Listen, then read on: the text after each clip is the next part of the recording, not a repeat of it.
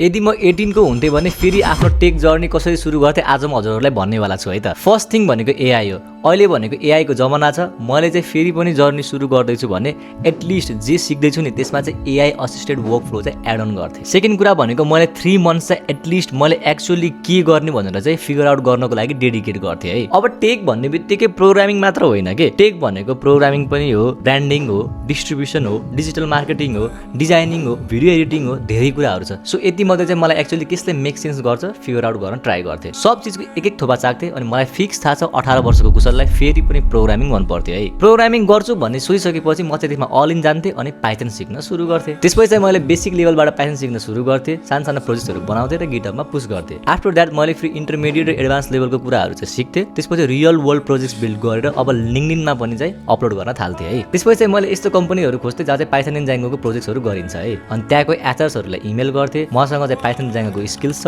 मलाई हायर गर्नु at least entry level र जुनियर लेभलमा I guess I will be a good fit भनेर। यो कुरा भने चाहिँ सजिलो त छैन, डिफिकल्ट छ, तर एप्रोच भनेको यही नै हो। अब 19 इयर हुने बेरसम्म जसरी भए पनि म इन्ट्री लेभल जबमा जान चाहिँ खोज्थे है। म चाहिँ ब्याच सकिसकेपछि गर्छु, थर्ड इयरमा गएर गर्छु, फोर्थ इयरमा गएर गर्छु, यस्तो चाहिँ म गर्थेन। सो आजको लागि यति नै गाइज। अनि एक्चुअली मैले आफ्नो फर्स्ट जब पनि 19 नै पाएको। So make sure you also follow this road map है, यदि ठिक लाग्छ भने।